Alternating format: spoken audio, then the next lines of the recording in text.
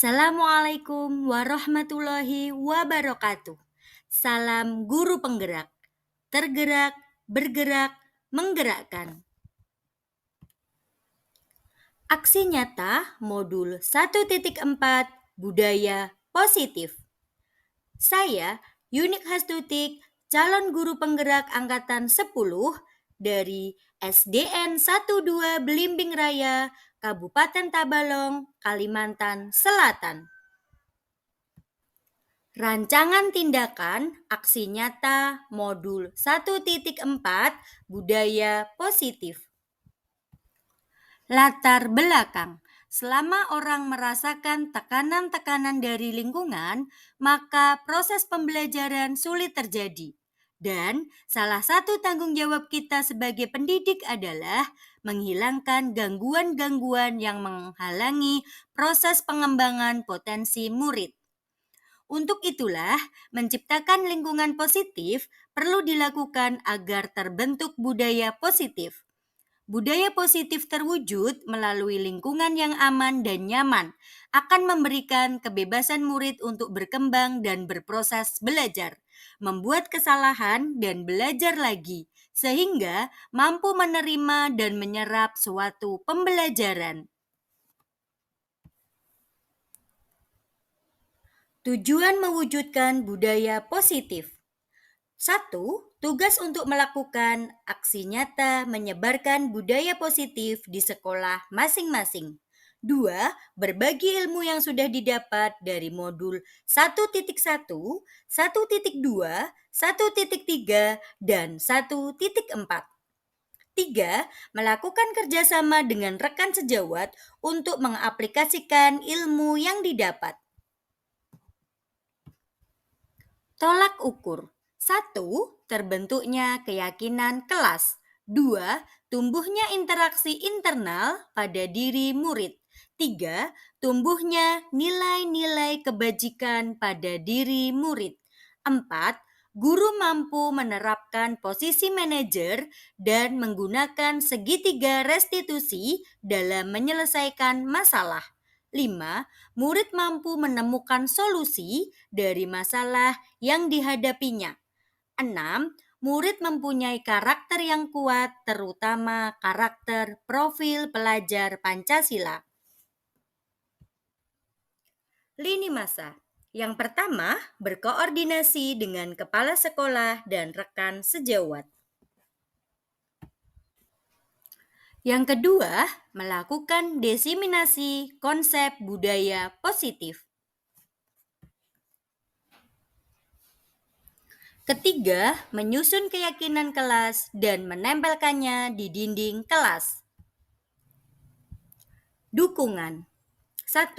Dukungan kepala sekolah, rekan guru, dan murid agar tindakan yang disusun dapat terlaksana secara lancar dan menyeluruh. 2. Sarana dan prasarana untuk menumbuhkan budaya positif di sekolah. 3. Orang tua dalam melakukan budaya positif di rumah. Berikut ini video penyebaran pemahaman budaya positif kepada rekan guru di SDN 12 Belimbing Raya.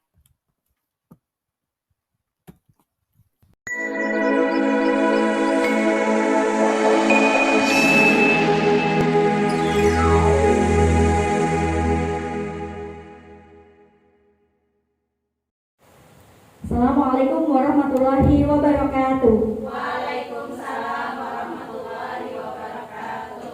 Puji syukur kehadirat Allah Subhanahu wa taala yang telah melimpahkan rahmat dan karunia-Nya sehingga pada hari ini kita dapat bersama-sama melaksanakan kegiatan diseminasi dalam keadaan sehat walafiat. Sholawat serta salam semoga senantiasa tercurahkan kepada junjungan kita Nabi besar Muhammad SAW beserta keluarga, kerabat, dan sahabat beliau hingga akhir zaman serta yang kita nantikan syafaatnya di yaumul akhir. Ibu-ibu, saya ucapkan terima kasih atas kehadiran ibu-ibu meluangkan waktunya untuk bersama-sama di sini kita belajar tentang budaya positif. Saya Yunik Hastuti, calon guru penggerak angkatan 10 dari SDN 12 Blimbing Raya, Kabupaten Tabalong, Kalimantan Selatan. Desiminasi modul 1.4 aksi nyata modul 1.4 budaya positif. Kegiatan ini merupakan salah satu tugas dari pendidikan guru penggerak pada modul 1.4. Sebelum kegiatan desiminasi kita laksanakan, adakah dari ibu-ibu yang mau mewakili kita ice breaking dulu? Karena pada pagi hari tadi kita sudah melaksanakan kegiatan yang mungkin membuat kita lelah. Jadi sebelum kita lanjutkan desiminasi, ada yang mau untuk kita ice breaking dulu? Ibu Atin sama Ibu Anita.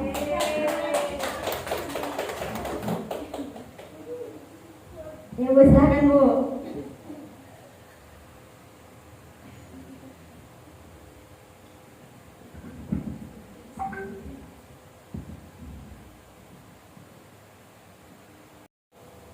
Tepuk sukses.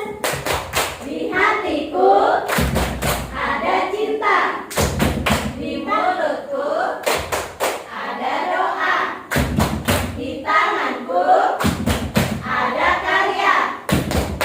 Sukses, sukses, yeay!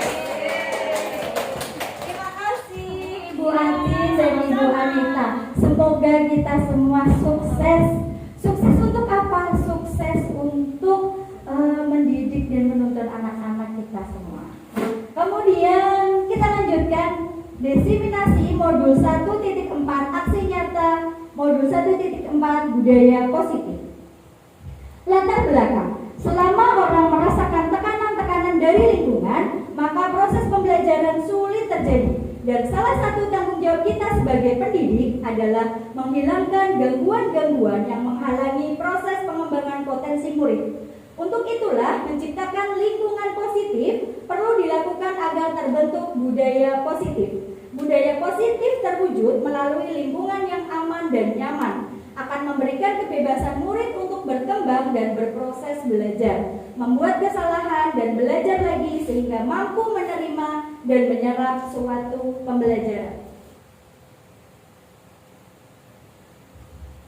Sebelum saya lanjutkan ke tolak ukur, apa yang ibu-ibu ketahui tentang budaya positif? Ayo. Iya, Ibu Mira. Budaya positif itu berarti kebiasaan-kebiasaan yang baik, yang positif. Ya, terima kasih Ibu Mira. Budaya positif adalah kebiasaan-kebiasaan yang baik. Apakah di sekolah kita di SDN 12 Blimbing Raya sudah mempunyai budaya positif? Sudah. Contohnya apa? Salim. Oh iya. Ibu Fitri, salim setiap hari. Penyambutan dari guru-guru tadi itu anak-anak salim. Iya, terima kasih Bu Fitri. Ya, salah satu contohnya itu ketika pada pagi hari guru-guru menyambut kedatangan anak-anak dan anak-anak salim. Salah satu budaya positif yang ada di SDN 12 Blimbing Raya. Ada lagi yang lain? Nggih.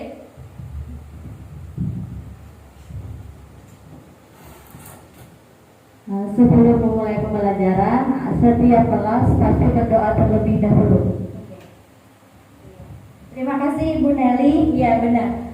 Sebelum mulai pembelajaran, setiap kelas pasti melaksanakan berdoa. Kemudian ada yang dilanjutkan dengan membaca surah-surah kan? Pendek, iya. Kemudian tolak ukur, terbentuknya keyakinan kelas. Yang kedua, tumbuhnya interaksi internal pada diri murid. Yang ketiga, tumbuhnya nilai-nilai kebajikan pada diri murid. Yang keempat, guru mampu menerapkan posisi manajer dan menggunakan segitiga restitusi dalam menyelesaikan masalah. Kemudian yang kelima, murid mampu menemukan solusi dari masalah yang dihadapinya. Dan yang terakhir, murid mempunyai karakter yang kuat, terutama karakter profil pelajar Pancasila. Tujuan mewujudkan budaya positif. Yang pertama,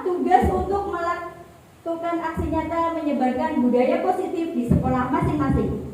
Yang kedua, berbagi ilmu yang sudah didapat dari modul 1.1, 1.2, 1.3, dan 1.4. Melakukan kerjasama dengan rekan sejawat untuk mengaplikasikan ilmu yang didapat.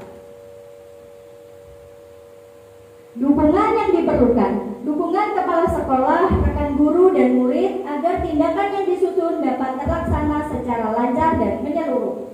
Yang kedua, sarana dan prasarana untuk menumbuhkan budaya positif di sekolah. Yang ketiga, orang tua dalam melakukan budaya positif di rumah. Tujuan pendidikan. Nah, menurut Ki Hajar Dewantara, tujuan pendidikan adalah menuntun segala kodrat yang ada pada anak agar mereka bisa mencapai keselamatan dan kebahagiaan yang setinggi-tingginya, baik sebagai manusia ataupun sebagai anggota masyarakat. Oleh sebab itu, pendidik hanya sebatas menuntun hidupnya sesuai dengan kodrat yang ada pada anak agar dapat memperbaiki lakunya, bukan dasarnya.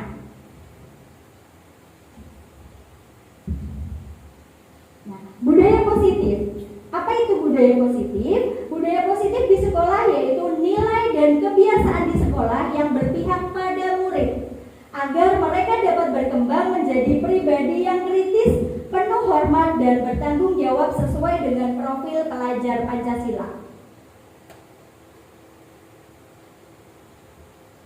Konsep utama dari budaya positif yaitu perubahan paradigma belajar, disiplin positif, kebutuhan dasar manusia, motivasi perilaku manusia, restitusi posisi kontrol guru, keyakinan kelas, dan segitiga restitusi.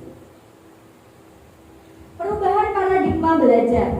Pembelajaran dengan paradigma baru dirancang berdasarkan prinsip pembelajaran yang terdiferensiasi, sehingga setiap siswa belajar sesuai dengan kebutuhan dari tahap perkembangannya untuk mewujudkan profil pelajar Pancasila.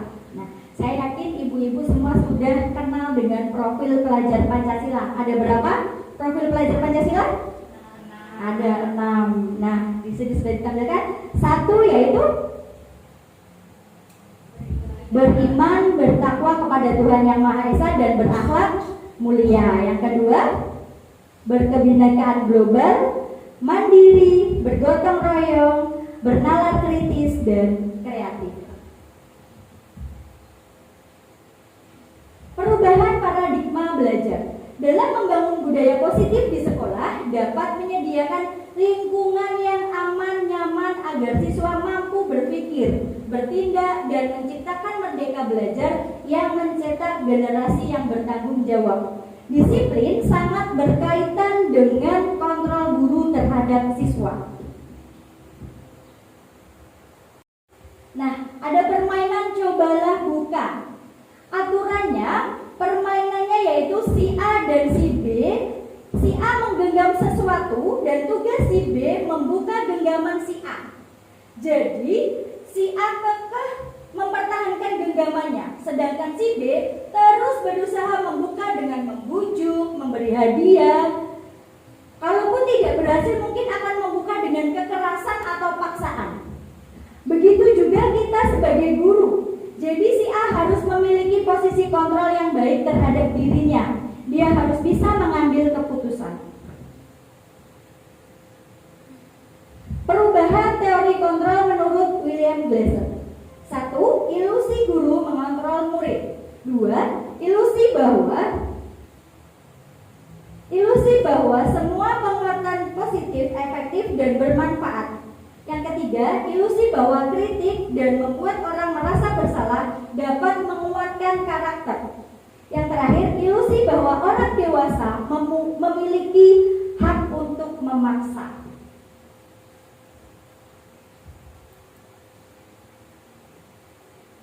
Disiplin positif. Disiplin berasal dari bahasa Latin yang artinya belajar. Kemudian dalam budaya kita, makna disiplin berubah menjadi sesuatu yang dilakukan seseorang pada orang lain untuk mendapatkan kepatuhan. Kecenderungan umum adalah menghubungkan kata disiplin dengan ketidaknyamanan. Makna disiplin yang sebenarnya adalah disiplin adalah kemampuan dalam mengontrol dan menguasai diri untuk memilih tindakan yang mengacu pada nilai-nilai yang kita hargai dengan penuh tanggung jawab, tanpa diperintah oleh orang lain.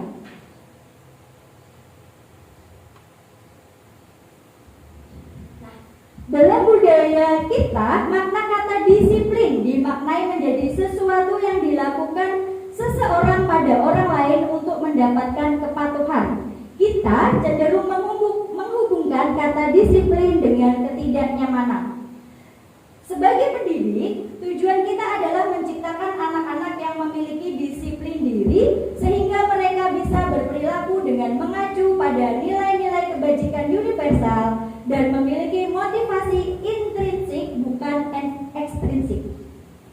Disiplin positif merupakan salah satu cara penerapan disiplin yang bertujuan untuk menumbuhkan kesadaran serta memberdayakan anak untuk melakukan sesuatu tanpa sogokan, ancaman maupun hukuman. Nah, disinilah yang sering terjadi. Terkadang anak-anak melakukan sesuatu itu karena adanya motivasi ekstrinsik. Ya, begitupun juga kita. Terkadang kita masih suka memberikan reward. Seperti saya sendiri, terkadang masih suka memberikan reward untuk anak-anak, kemudian supaya anak-anak selesai dengan cepat, atau kemudian supaya anak-anak aktif, saya masih sering memberikan reward. Nah, inilah yang harus kita rubah supaya anak-anak memiliki motivasi intrinsik bukan ekstrinsik. Kemudian kebutuhan dasar manusia. Kebutuhan dasar manusia yaitu realitas kebutuhan setiap manusia berbeda. Kita harus berusaha memahami pandangan orang lain tentang dunia. Setiap orang memiliki pandangan yang berbeda. Ada 5 kebutuhan dasar manusia. 1. Bertahan hidup. 2. Kasih sayang. 3. Kebebasan. 4. Kesenangan. Dan 5. Penguasaan. Motivasi perilaku manusia. Motivasi merupakan dorongan yang timbul pada diri seseorang secara sadar atau tidak sadar untuk melakukan suatu tindakan dengan tujuan tertentu. Menghindari ketidaknyamanan dan hukuman. Murid melakukan disiplin diri karena ia takut dihukum. Ini merupakan motivasi ekstrinsik. Nah, ini yang sering terjadi ya. Murid melakukan disiplin diri karena ia takut dihukum. Nah, ini merupakan motivasi ekstrinsik. Kemudian mendapatkan imbalan atau penghargaan dari orang lain. Ini juga sering terjadi. Murid melakukan disiplin diri karena ia ingin mendapat imbalan. Ini merupakan motivasi ekstrinsik. Kemudian menghargai nilai-nilai kebajikan diri sendiri. Murid melakukan disiplin diri karena sadar akan nilai kebajikan dirinya. Ini merupakan motivasi intrinsik. Nah, inilah yang seharusnya kita terapkan, yaitu murid-murid melakukan disiplin diri itu karena kesadaran dirinya akan nilai kebajikan. Nah, di sini ada kasus, ada ibu yang mau membacakan. Bu Fitri boleh?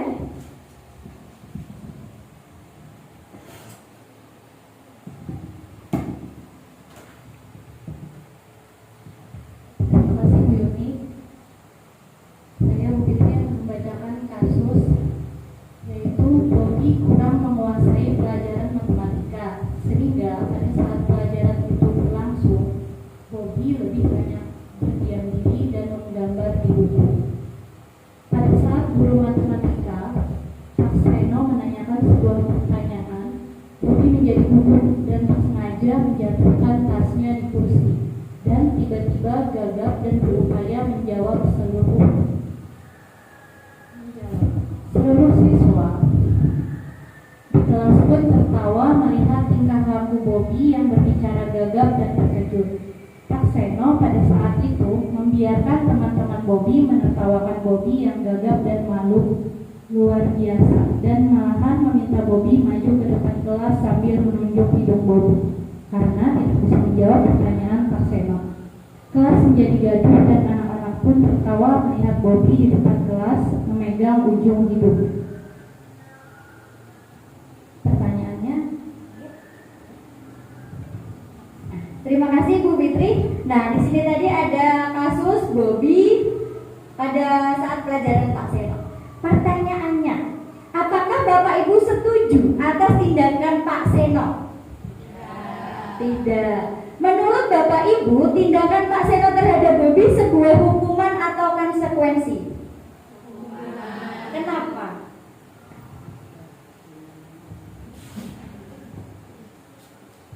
Jadi dari contoh kasusnya Bobby itu merupakan sebuah hukuman karena di sini Pak Seno memberikan sebuah hukuman. Dia menunjuk Bobby untuk maju ke depan, kemudian sambil menunjuk hidungnya, dan anak yang lain dibiarkan menertawakan Bobby sehingga Bobby merasa malu. Seperti itu. Terima kasih Bu Iin. Iya benar sekali. Dari kasus Pak Seno itu akan membuat Bobby merasa malu dan mungkin nanti Bobby bisa malas untuk masuk sekolah ya karena malu. Ya. Nah di sini ada identitas gagal dan identitas sukses. Mari kita lihat hukuman. Nah, hukuman ini berada pada identitas gagal. Kenapa? Karena hukuman itu merupakan sesuatu yang menyakitkan harus terjadi. Kemudian tidak nyaman untuk murid atau anak untuk jangka waktu yang panjang. Korban mendapat keadilan, murid atau anak akan tersakiti. Perilaku pasif agresif meningkat, sistem tidak akan berjalan bila murid tidak takut. Ada identitas gagal, ada juga identitas sukses. Nah, untuk identitas sukses itu ada konsekuensi dan restitusi.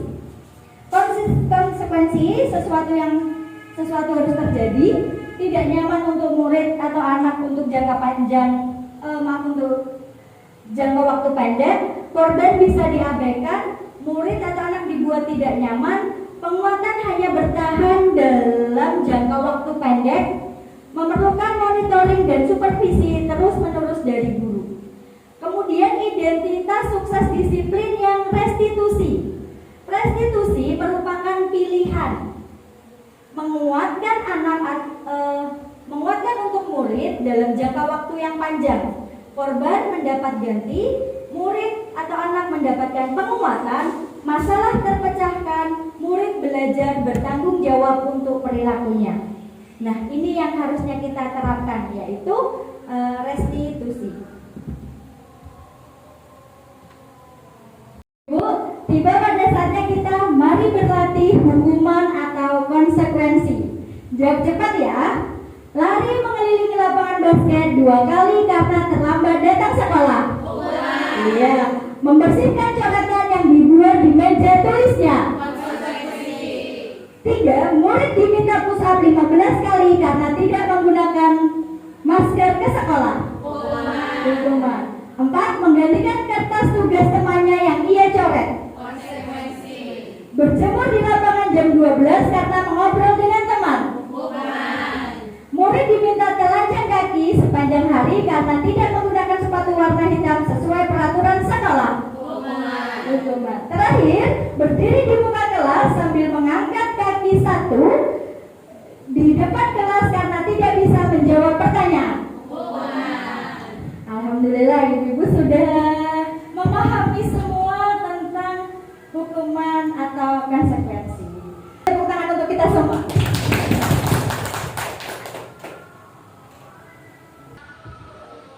Nah, selanjutnya restitusi posisi kontrol guru.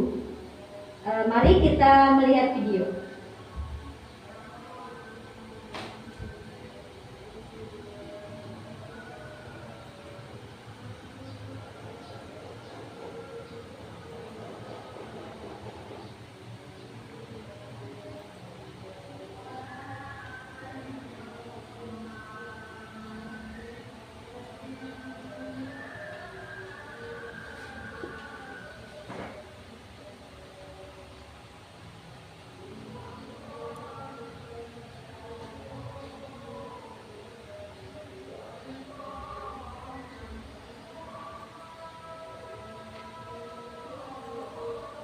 saya Ibu dan Bapak guru hebat. Dalam penerapan disiplin positif restitusi, salah satu program yang dikembangkan adalah 5 posisi kontrol. 5 posisi kontrol dalam restitusi adalah proses perjalanan seorang pendidik agar dapat mengenali dirinya. Pada video kali ini, kita akan membahas tentang 5 posisi kontrol yang dikembangkan oleh Brian Grossen dan contoh penerapannya.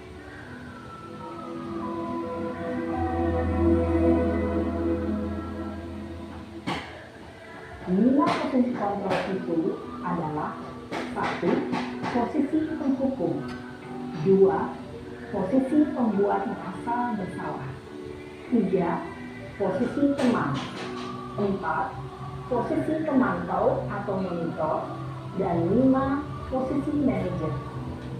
Untuk lebih memahami kelima posisi tersebut, mari kita saksikan kasus Naren yang terlambat hadir 20 menit di sekolah dan melihat bagaimana kelima posisi kontrol dalam menghadapi masalah tersebut. Posisi penghukum.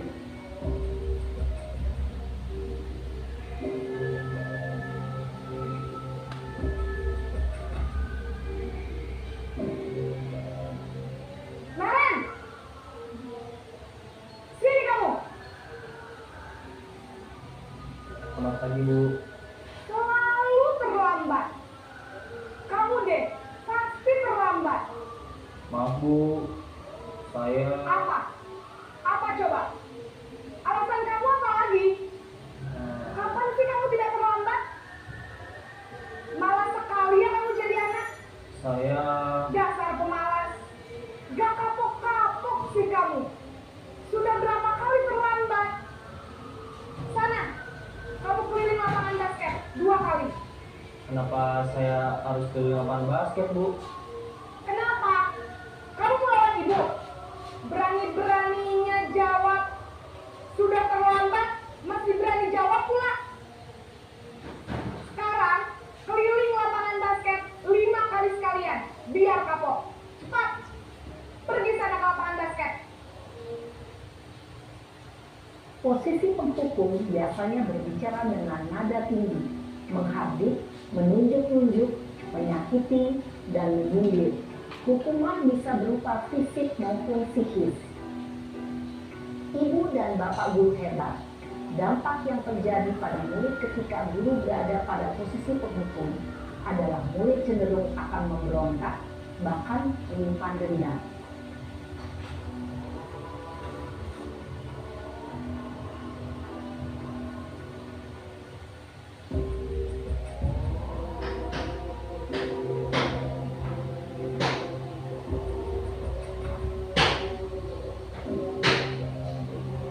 Naren!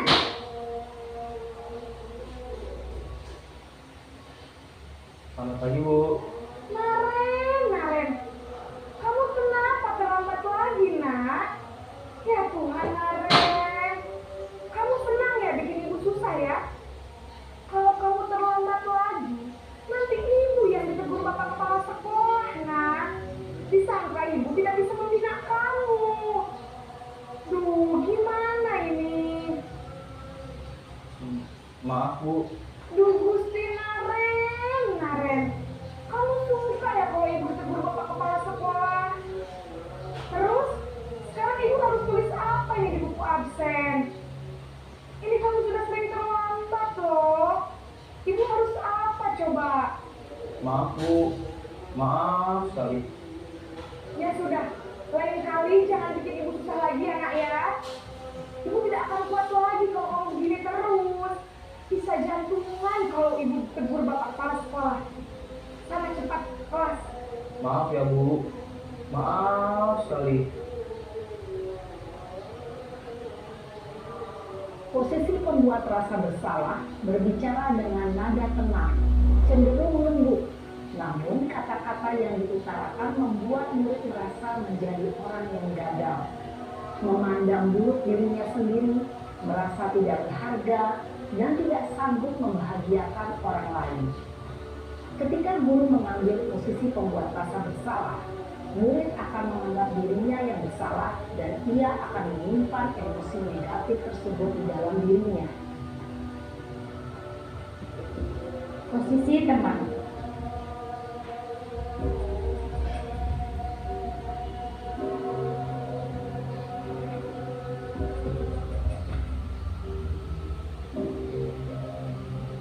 Naren,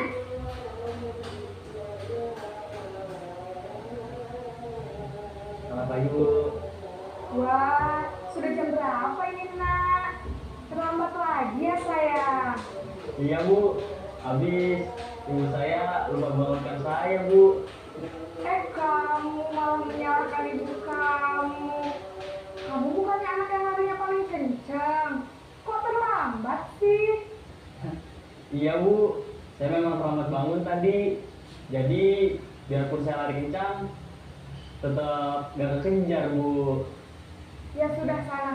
Nanti lain kali larinya lebih kencang lagi ya. Biar gak terlambat lagi. Bikin seneng ibu. Demi ibu. Bisa kan? Bisa lah Bu. Ya sudah sana masuk kelas. Ibu beresin urusan absen kamu. Kamu ini ada-ada saja. Dalam posisi teman, guru berbicara dengan nada suara ramah, akrab, cenderung bersenda gurau untuk menjaga suasana tetap santai. Murid akan merasa senang, aman, dan akrab dengan guru. Identitas yang tercipta adalah identitas sukses atau berhasil. Namun, perlu diingat, karena ini masih dorongan eksternal, maka ada faktor ketergantungan dari murid kepada orang tertentu.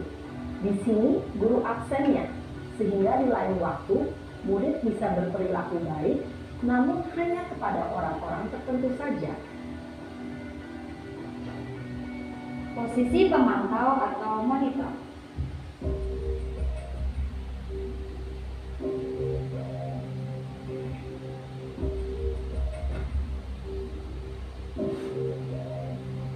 Naren!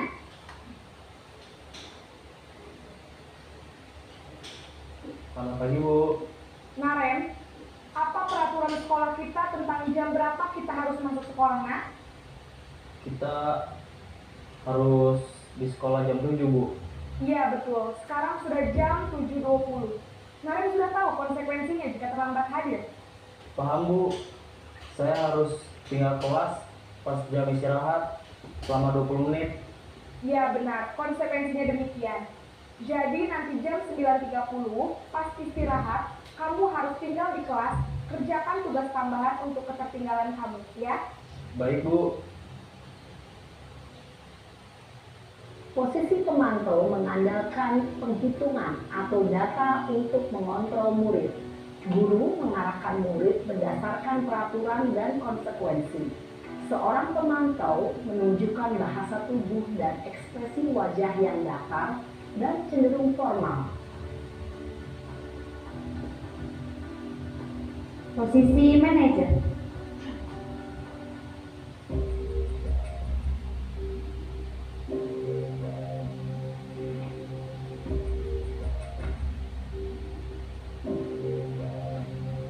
Naren!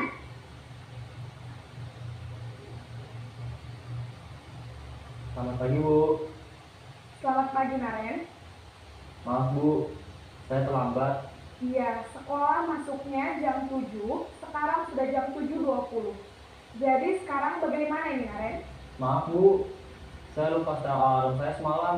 Baiklah, menurut kamu, keyakinan sekolah yang mana yang perlu kamu tingkatkan? Menghargai diri sendiri dan orang lain mungkin ya Bu. Setuju. Jadi, apakah Naren meyakini prinsip saling menghormati tersebut? Iya Bu, saya meyakininya. Apakah Naren bersedia memperbaiki masalah keterlambatan ini? Bersedia Bu. Bagaimana kamu akan perbaiki masalah keterlambatan ini? Saya akan coba untuk tidak lupa menyetel alarm saya Bu. Baik, kalau Naren lupa menyetel alarm di rumah, ada orang yang kira-kira bisa bantu mengingatkan tidak? Ada Bu, kakak saya, Kak Emma. Ada lagi selain Kak Emma? Selain Kak Emma, ada ibu saya. Baik, Jadi yang mengingatkan Naren adalah Kak Emma dan ibu kamu ya. Kira-kira akan mulai start alarm kapan nih Naren? Setelah pulang sekolah, akan segera saya lakukan. Baik, jadi Naren akan setel alarm untuk bangun besok pagi dan akan diingatkan oleh kakak dan ibunda Naren ya. Ada lagi yang mungkin perlu dilakukan Naren agar tidak terlambat bangun lagi? Tidak ada, Bu. Baik Naren, terima kasih untuk kerjasama kamu. Sekarang kamu perlu kembali ke kelas untuk belajar. Baik, Bu. Terima kasih. Posisi manajer adalah posisi kontrol yang disarankan untuk membimbing murid memiliki sikap disiplin yang positif, yaitu murid yang mandiri, bertanggung jawab, dan dapat memecahkan masalah. Tujuan dari posisi ini adalah agar murid dapat berefleksi atas tindakannya. Guru akan dengan tulus memberikan pertanyaan-pertanyaan bermakna, sehingga membuat murid dapat belajar dari kesalahannya dan mencari sebuah solusi untuk menyelesaikannya. Ibu dan Bapak guru hebat, setelah mengamati adegan kelima posisi kontrol tadi, kira-kira posisi mana yang paling ideal? Posisi mana yang dapat menunjang motivasi intrinsik murid? Ya, tentu posisi manajer. Posisi ini memang posisi ideal yang ingin dituju setiap pendidik. Pada posisi inilah, guru dapat menerapkan disiplin positif yang berpihak pada murid, yang memerdekakan murid. Perjalanan seorang pendidik tentunya tidak mudah untuk sampai pada posisi seorang manajer. Namun, tujuan kita pasti, yaitu menciptakan murid-murid yang mandiri, merdeka, dan bertanggung jawab. Semoga penggambaran 5 posisi kontrol yang telah diperlihatkan ini dapat menjadi ajang refleksi bagi kita semua, agar dapat terus mengasah dan menerapkan disiplin positif yang memerdekakan murid. Mari terus berlatih dan bersemangat. Selamat menerapkan. Salam dan bahagia, Ibu.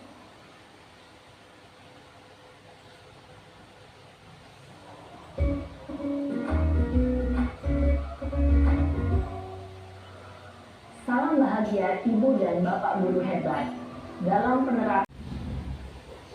Nah, ibu-ibu, seperti yang kita lihat bersama tadi dari video, ada 5 restitusi posisi kontrol guru, yaitu penghukum, kemudian yang kedua pembuat rasa bersalah, yang ketiga teman, yang keempat pemantau, dan yang kelima manajer. Seperti yang kita lihat tadi, bahwa disarankan bagi kita sebagai pendidik untuk bisa menerapkan posisi kontrol guru sebagai manajer. Iya, sebaiknya kita menerapkan posisi kontrol guru sebagai manajer.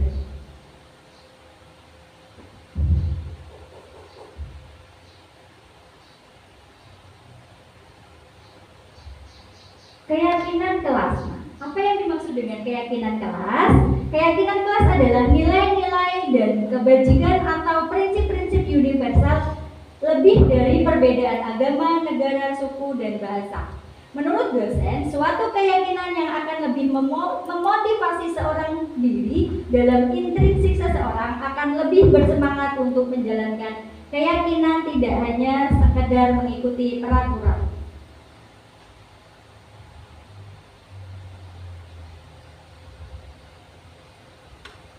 Ibu-ibu, di sini ada tabel perbedaan peraturan dan keyakinan kelas.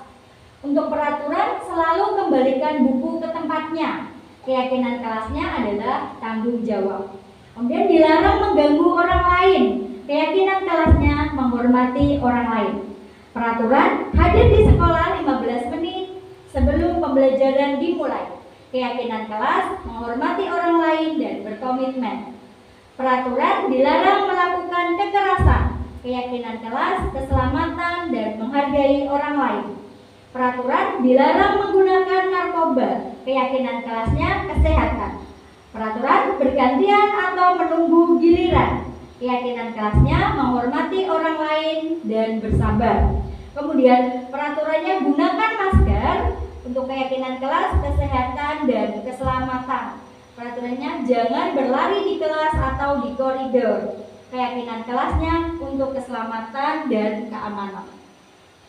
Nah, cara membuat keyakinan kelas. Yang pertama, keyakinan harus bersifat lebih abstrak daripada peraturan yang lebih rinci. Keyakinan kelas berupa pernyataan universal. Pernyataan keyakinan kelas dibuat dalam kata-kata yang positif. Keyakinan kelas sebaiknya yang dapat diterapkan di lingkungan sekolah tersebut. Keyakinan kelas hendaknya tidak terlalu banyak. Seluruh warga kelas berkontribusi dalam membuat keyakinan kelas dan bersedia meninjau keyakinan kelas dari waktu ke waktu. Nah, keyakinan kelas tadi bersifat lebih abstrak. Kemudian keyakinan kelasnya bersifat pernyataan universal dan menggunakan kata-kata yang positif. Contohnya seperti apa ya Ibu? Kata-kata yang positif itu. Iya, kalau di peraturan tidak boleh terlambat atau jangan terlambat, kalau di keyakinan datang tepat waktu. Iya, ada yang lain lagi untuk kalimat positifnya?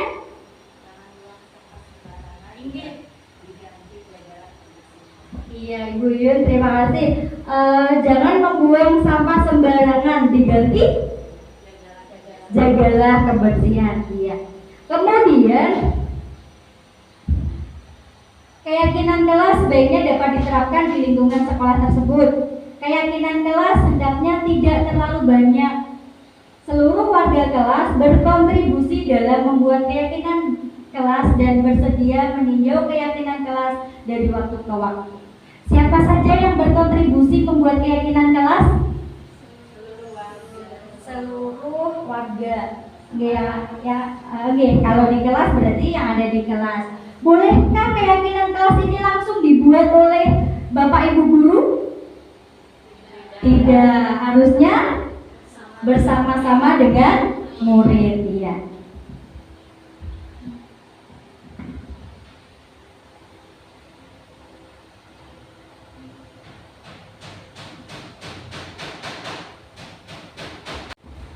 Ibu-ibu, kemarin pada saat awal semester saya bersama dengan murid-murid sudah membuat keyakinan kelas 2C. Contohnya ada hadir di kelas tepat pada waktunya. Yang kedua, tertib dalam berdoa sebelum dan sesudah belajar. Kemudian belajar dengan sepenuh hati. Piket kelas dilakukan lebih awal. Ada wajib memakai seragam sesuai ketentuan pakaian seragam di sekolah. Berperilaku sopan santun dan saling menghargai satu sama lain. Tidak membawa handphone ke sekolah, selalu menjaga lisan dan tingkah laku. Dan yang terakhir, jujur, amanah, bertanggung jawab, toleransi, empati, dan percaya diri. Segitiga restitusi. Segitiga restitusi adalah proses menciptakan bagi murid untuk memperbaiki kesalahan mereka sehingga mereka bisa kembali pada kelompok mereka dengan karakter yang lebih kuat melalui restitusi guru. Guru dapat 1. Membantu murid menjadi lebih mempunyai tujuan, disiplin positif, serta memulihkan dirinya setelah berbuat kesalahan. Yang kedua, membuat murid untuk jujur pada diri sendiri dan mengevaluasi kesalahan yang dilakukan. Kemudian yang ketiga, memberikan penawaran bukan paksaan. Nah, di sini ada segitiga restitusi. Segitiga restitusi yang pertama yaitu menstabilkan identitas. Setiap orang pasti pernah melakukan kesalahan. Kamu bukan satu-satunya yang pernah melakukan hal ini. Kemudian yang kedua yaitu validasi kebutuhan. Kamu tentu punya alasan mengapa melakukan itu. Atau dengan adakah cara yang lebih efektif untuk mendapatkan apa yang kamu butuhkan. Kemudian yang ketiga yaitu menanyakan keyakinan. Nilai-nilai apa yang telah kamu sepakati? Kamu ingin menjadi orang seperti apa? Menstabilkan identitas, ini tadi yang pertama. Contohnya, membuat masalah itu manusiawi. Yang kedua, tidak ada manusia yang sempurna. 3, ibu juga pernah melakukan kesalahan. Yang keempat, kita bisa menyelesaikan masalah ini bersama.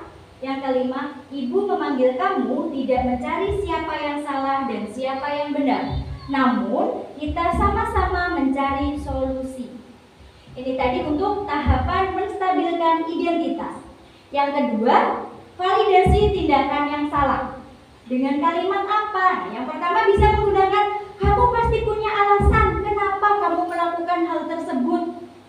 Bisa juga dengan kalimat, kamu patut bangga terhadap dirimu sendiri karena kamu telah melindungi sesuatu yang sangat penting buat kamu. Itu tadi tahapan yang kedua. Sekarang tahapan yang ketiga, menanyakan keyakinan. Nah, menanyakan keyakinan bisa dengan kalimat, kamu masih ingat apa nilai keyakinan kelas yang sudah kita sepakati? Apa bayangan kelas yang ideal? Atau kamu mau jadi orang seperti apa?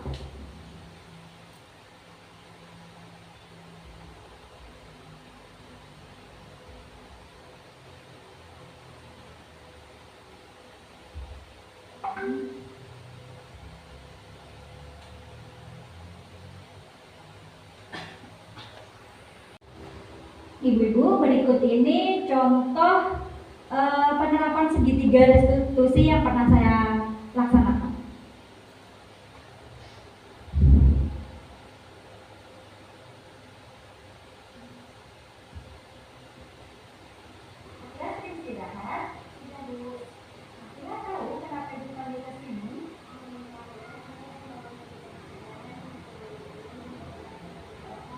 Ya betul Akila, tadi Ibu Deva melaporkan demikian.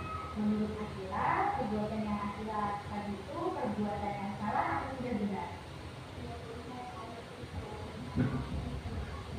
Iya, kalau Akila tahu perbuatan itu salah, Akila tidak akan mengulanginya lagi kan?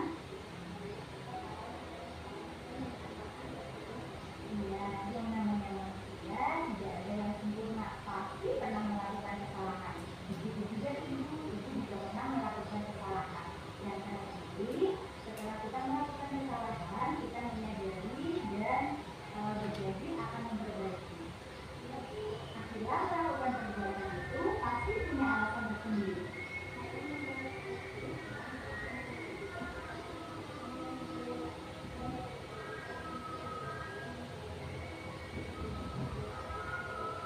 Oh, seperti itu. Sekarang ibu tahu alasan Akila membawa stiker-stiker ke sekolah.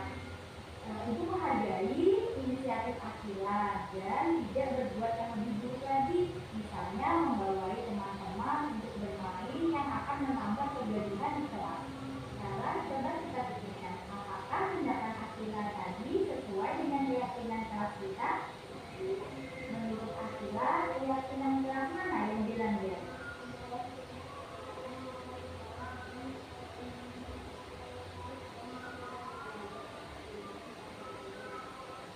Iya bagus, berarti Akila masih ingat keyakinan kelas yang sudah kita sepakati di awal semester kemarin. Apakah Akila bersedia memperbaiki kesalahan ini? Kira-kira apa yang akan Akila lakukan untuk memperbaiki kesalahan ini?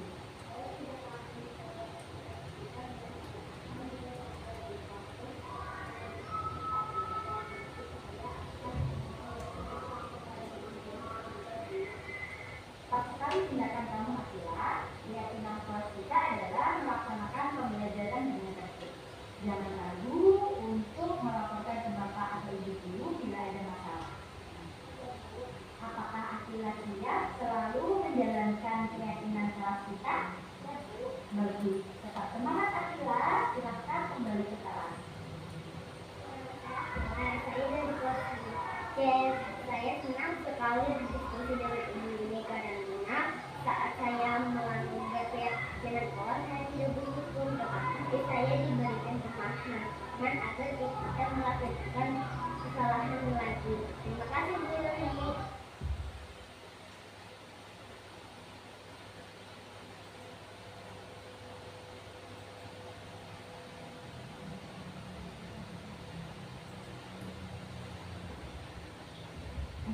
Terima kasih.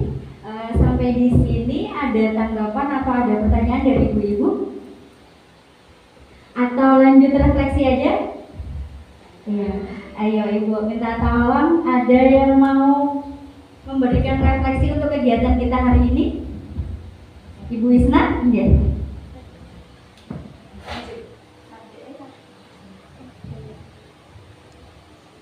Terima kasih Ibu Yunik atas kesempatan yang diberikan.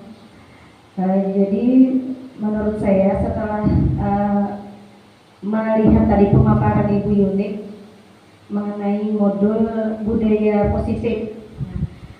Jadi bagaimana menurut saya caranya kita sebagai pendidik ini menanamkan kebiasaan-kebiasaan atau nilai-nilai yang baik pada peserta didik. Jadi dari modul tadi saya melihat ada 5 posisi kontrol guru. Nah, jadi dari situ bagaimana kita ini sebagai pendidik bisa menempatkan diri pada posisi kontrol yang kelima, yaitu sebagai manajer. Jadi sebagai manajer di sini kita itu bertindak sebagai pemimpin pembelajaran. Jadi pemimpin pembelajaran di sini tujuannya adalah untuk menciptakan peserta didik yang memiliki disiplin diri, sehingga mereka itu berperilaku mengacu kepada nilai-nilai kebajikan dan memiliki motivasi intrinsik, bukan ekstrinsik. Nah, mungkin itu saja yang bisa saya berikan. Terima kasih. Terima kasih banyak untuk Ibu Isna. Berikan tepuk wow untuk Bu Isna. Bisa? Kasih gue, kasih O, kasih gue, wow wow. Coba kita ulangi. Beri tepuk wow untuk Ibu Isna.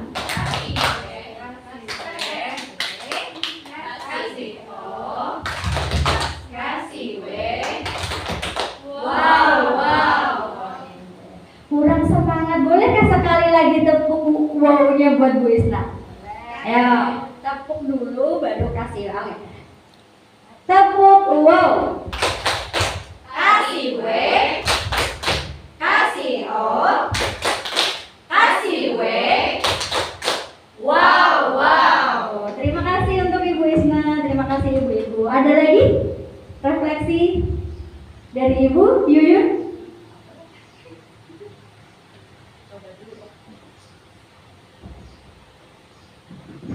Bismillahirrahmanirrahim. Terima kasih Bu Yunik atas kesempatannya.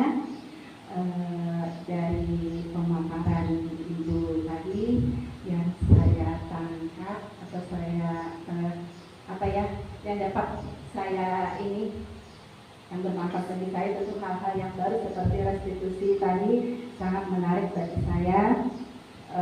Bagaimana cara seorang guru terhadap peserta didik yang misalnya yang bermasalah. Jadi guru tidak harus dengan marah-marah, tidak harus dengan memberi nasihat yang panjang lebar, tapi bagaimana murid itu bisa tahu sadar dengan dirinya sendiri dan bisa menemukan solusinya atas kesalahannya. Itu saja.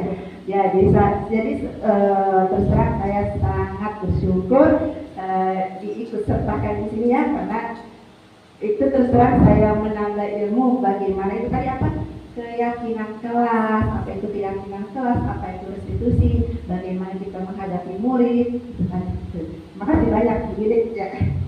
Terima kasih Bu Yuyun. Kita boleh tepuk apa ya? Tepuk jempol boleh? Tepuk jempol untuk Ibu Yuyun. Tepuk jempol. Jempol kanan, jempol kiri, 2 jempol. Mantap. Terima kasih Ibu Isna, Ibu Yuyun dan ibu-ibu semuanya sudah hadir di sini.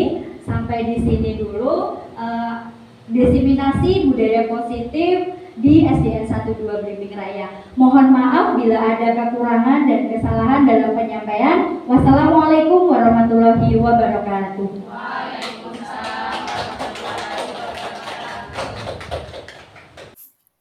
Terima kasih, semoga bermanfaat. Wassalamualaikum warahmatullahi wabarakatuh. Salam bahagia.